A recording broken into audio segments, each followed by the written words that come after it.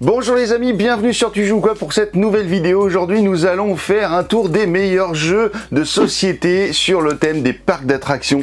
Voilà, sur la construction de parcs d'attractions, et là je vais vous en présenter 4. Donc je vais les classer de celui que j'aime le moins à celui que j'aime le plus, et on retrouve ça juste après le générique. À tout de suite.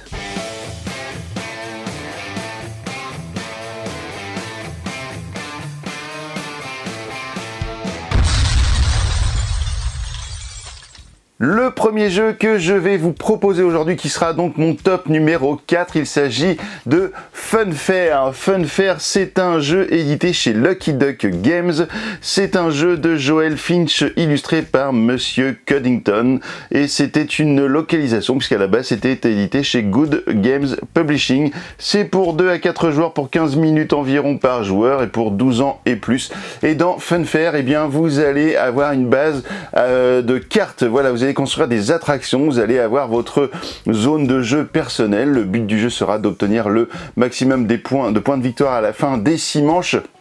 Vous allez avoir par manche bien la possibilité d'avoir jusqu'à 4 étapes de construction de votre parc d'attractions, sachant que vous aurez déjà une base et que vous allez une entrée et que vous allez avoir jusqu'à 5 attractions que vous allez pouvoir construire. Et ces attractions, eh bien, vous allez pouvoir les améliorer. C'est ça qui fait la richesse de ce jeu, c'est les améliorations que vous allez pouvoir apporter sur chaque attraction et qui va vous permettre peut-être de cumuler un maximum de points de victoire à la fin des 6 manches. Vous allez également avoir une attraction, une grosse attraction en fait qui vous sera distribuée dès le début. Je sais plus comment ils l'appellent, mais enfin c'est l'attraction de plus grande valeur. Et la méga attraction en gros, et que vous allez avoir face cachée et qu'il va falloir essayer de construire, puisque vous allez avoir 3 étapes de construction par manche d'attraction. Et puis si vous arrivez à débloquer cette fameuse grosse attraction, et bien vous aurez 4 étapes de construction.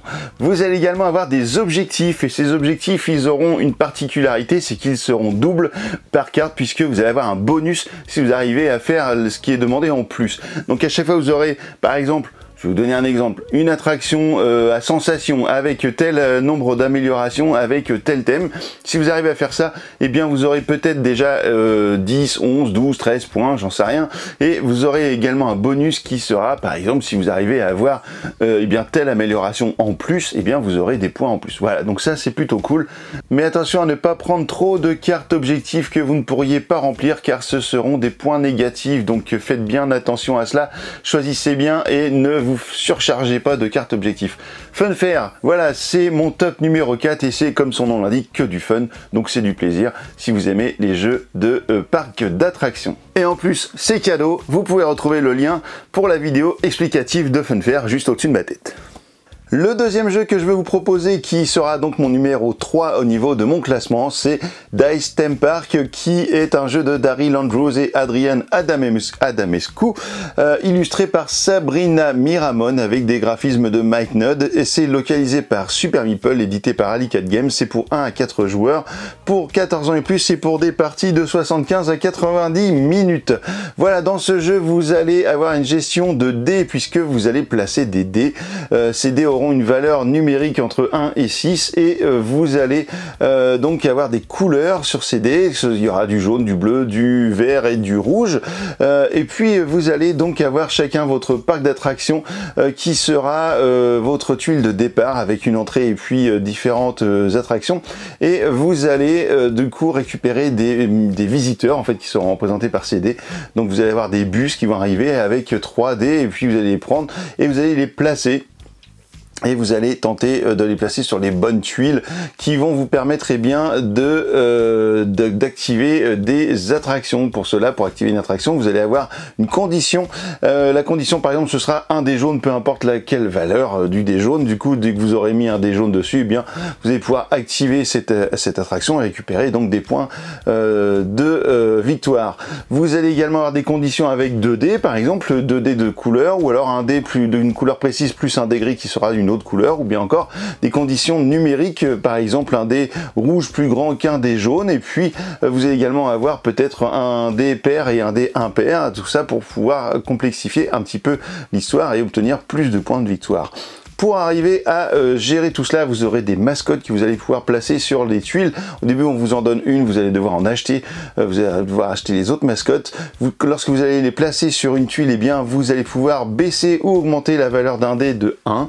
Donc ça peut être pratique sur les histoires de pair ou impair, par exemple. Et puis, vous allez également pouvoir changer virtuellement la couleur d'un dé, ce qui fait que vous allez peut-être pouvoir remplir la condition d'une des tuiles. Et lorsque vous avez activé une tuile, eh bien, vous allez déplacer un dé vers une autre attraction, et en déplaçant vos dés comme ça, eh bien, ils vont à chaque fois réduire, au moment où vous les activez, ils vont réduire de valeur, et du coup vous allez un petit peu simuler l'épuisement des visiteurs dans votre parc au fur et à mesure de leur déplacement et du fait qu'ils fassent eh bien, des attractions. Et lorsqu'ils arrivent à 1, eh bien, à la phase de maintenance, vous allez devoir les enlever de votre parc, donc ils seront trop fatigués, ils auront se reposer, peut-être reviendront-ils le lendemain. Vous avez également des objectifs, bien évidemment, vous avez du personnel, vous avez des cartes de personnel qui vont pouvoir vous permettre de réactiver par exemple une tuile ou de faire toute autre combinaison, et vous allez également pouvoir utiliser des tuiles plans qui vont vous permettre de déplacer des dés sur des tuiles sans qu'ils perdent de valeur. Donc ça c'est bien pour aller chercher des manèges un petit peu plus loin lorsque vous allez reconstruire des manèges. Et puis vous aurez également des améliorations, donc il y a des éclairs qui vous permettent de réactiver une tuile, il y a je sais plus quoi encore, des feux d'artifice je crois qui vous permettent de récupérer de l'argent ou des points de victoire, enfin bref, c'est hyper complet. Ça s'appelle Dice Theme Park et c'est mon choix numéro 3, vous avez le lien juste ici pour visionner la vidéo avec les règles complètes du jeu. Et bien maintenant on va passer à mon jeu numéro 2. On continue avec Theme Park Mania. Theme Park Mania, c'est un jeu de, alors comment c'est, Gertion Haeckel et avec des graphismes de Susan Haeckel. Voilà, c'est donc un couple, hein, monsieur et madame Haeckel. Vous avez ce jeu donc pour les 10 ans et plus, pour 30 minutes environ par joueur et pour 2 à 4 joueurs. Donc les maisons d'édition, c'est Meeple Master et c'est eux qui l'ont créé et édité, et c'était sur une campagne, je sais plus si c'était GameFound ou Kickstarter, peu importe, mais c'était issu d'une campagne de financement participatif. Alors celui-ci, si vous connaissez le jeu vidéo Theme Park, eh bien vous allez être quasiment au plus proche de ce jeu-là, avec aussi le prochain que je vais vous montrer. En tout cas, Theme Park Mania, on se rapproche beaucoup de la version jeu vidéo. Dans ce jeu, eh bien, vous allez avoir un parc commun avec tous les joueurs, contrairement aux deux précédents où là, vous alliez créer votre propre parc d'attractions par joueur. Là, ce sera un parc commun et du coup, vous allez partir de l'entrée principale de ce parc, et à chacun de vos tours, eh bien, vous allez placer soit des chemins, soit des attractions. Si vous placez des attractions, évidemment il va falloir les payer, les chemins également, et vous allez comme ça, suivant la taille de votre table, pouvoir faire un parc d'attractions géant. Si vous avez une très grande table, vous allez pouvoir aller partout, et il faut savoir que plus le parc est grand, plus ça va être compliqué après de visiter évidemment toutes les attractions, car le but de ce jeu, ce sera de visiter toutes les attractions, un maximum d'attractions, que ce soit les vôtres et surtout aussi celles des adversaires. Donc pour cela, vous allez avoir un gros meeple qui lui va se déplacer sur le plateau au bout d'un moment, et puis vous allez avoir plein de petits meeples qui vont devoir être placés dans les différentes attractions disponibles. À chaque fois, soit vous allez gagner de l'argent si c'est votre attraction, soit vous allez payer si c'est une attraction d'un copain, et du coup, une fois que vous aurez épuisé vos meeples, ça sera la fin de la partie. À partir du moment où vous aurez construit 4 attractions dans le parc, vous allez pouvoir faire rentrer les meeples. Le parc sera ouvert et vous allez pouvoir commencer la visite. Donc c'est un peu une course, hein, ce jeu-là, c'est-à-dire qu'il va falloir être le premier donc à éliminer tous ces meeples, à les placer dans les différentes attractions. Donc vous allez devoir être le plus rapide. Vous allez avoir un petit train que vous allez construire autour du parc qui va peut-être vous permettre d'accéder plus rapidement à une zone différente pour aller chercher d'autres attractions le plus rapidement possible à l'autre bout. Et puis vous allez pouvoir aussi embaucher des employés. Vous allez avoir besoin d'un mécanicien par exemple pour construire vos attractions. Vous avez besoin d'une mascotte pour mettre la mascotte dans des kiosques à mascotte, on va dire, dans des endroits où la mascotte est prévue d'être, et donc ça coûtera plus cher à vos adversaires d'aller dans ces endroits-là, où vous allez gagner plus d'argent. Vous allez pouvoir également avoir un policier qui lui va pouvoir être là pour gérer la sécurité du parc, car vous allez avoir des cartes que vous allez pouvoir jouer, et ces cartes-là bien elles vont parfois être positives ou négatives et vous apporter des malus si par exemple vous n'avez pas de policier. Donc Theme Park Mania, c'est très complet, c'est mon numéro 2 et je vous conseille d'essayer ce jeu, même s'il est un petit peu bizarre dans sa conception du fait d'être obligé de visiter les attractions des adversaires, etc. Donc mais bon, c'est le passage obligatoire de ce jeu, c'est le coût à payer pour construire ensemble un parc d'attractions, mais du coup lorsque vous allez construire ce parc et que vous allez voir un petit peu ce que ça donne, vous allez plutôt kiffer, surtout qu'à chaque fois que vous allez avoir une attraction, vous allez pouvoir créer des zones d'attraction avec des services en plus et avec des thématiques, donc ça c'est plutôt chouette. Voilà, ça s'appelle Theme Park Mania et c'est mon numéro 2 et vous avez comme d'habitude la petite vidéo juste ici qui vous explique l'ensemble des règles de ce jeu. Et enfin on arrive au numéro 1 avec mon chouchou, il s'agit de Meeple Land. Meeple Land, c'est un jeu de Cyril Allard et Frédéric Guérard, illustré par Tomek Larek et c'est édité chez Blue Orange. Meeple Land, pourquoi c'est mon préféré? Parce que je trouve que c'est celui qui se rapproche le plus finalement du jeu vidéo Theme Park. C'est celui que je trouve le plus plaisant à jouer. Pourquoi? Parce que vous allez avoir un grand carré vert en carton avec des cases qui va vous représenter votre terrain exactement comme dans un Theme Park jeu vidéo.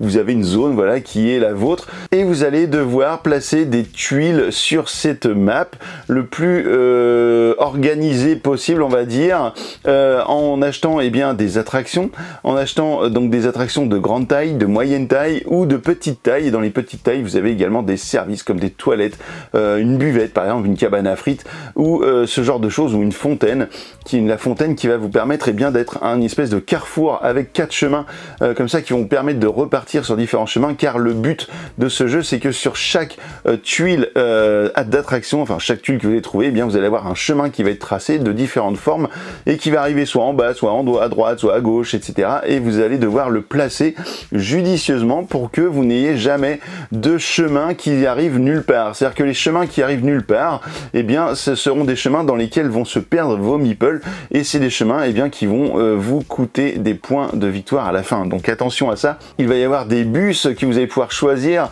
pour récupérer des meeples. Ces meeples ont différentes couleurs, ils vont aller dans l'entrée de votre parc et ces meeples vont se déplacer dans vos attractions et sur chaque attraction vous allez avoir des petits emplacements pour placer telle ou telle couleur de meeple et vous allez avoir également des emplacements qui vont vous dire que vous pouvez placer un meeple d'une telle couleur, mais à condition que vous ayez par exemple un toilette qui soit adjacent à cette attraction. Donc si vous n'avez pas de toilette, vous ne pouvez pas placer de meeple. Et tout ça, ça va vous rapporter de l'argent au fur et à mesure des manches. Et plus on va avancer, plus l'argent va être difficile à obtenir puisque vous avez des subventions au début qui vous aident, mais plus ça va aller dans le temps, plus les subventions vont se réduire et plus vous allez devoir être autonome en ayant un maximum de meeple bien placés pour obtenir des gains. Donc voilà, c'est ce qui va être vraiment le cœur de ce jeu. Vous allez également avoir des extensions que vous allez pouvoir placer. Alors ce sera une extension par joueur que vous allez pouvoir placer à un endroit si vous voulez agrandir votre parc. Vous allez pouvoir placer également une entrée supplémentaire si vous êtes bloqué à un moment donné ou si vous souhaitez arriver à avoir plus d'entrées, plus de chemins possibles pour arriver dans votre parc. Vous allez également pouvoir faire de la publicité, acheter des panneaux publicitaires qui vont vous amener des clients en plus, donc des meeples de telle ou telle couleur qui arrivent directement. Voilà, ce jeu est très complet, j'aime beaucoup, c'est très simple, c'est très rapide et voilà, c'est que du fun. Alors je sais plus, c'est pour 2 à 4 joueurs, voilà, pour une partie d'environ 60 minutes et pour 10 ans et plus. Ça s'appelle Meeple Land et c'est mon numéro 1 de ce top des jeux de parc d'attractions. J'espère que ça vous a plu. Si vous connaissez d'autres jeux sur ce thème-là, n'hésitez pas à m'en parler en commentaire parce que ça me fera bien plaisir de les découvrir. Et puis sur Meeple Land, vous avez le petit lien également là-haut qui vous permet de capter toutes les règles, la vidéo complète sur ce jeu. Voilà, c'était mon top 4 pour le coup des jeux de base, sur la base des parcs d'attractions. Maintenant que vous savez tout sur ce thème-là, alors, tu joues ou quoi ?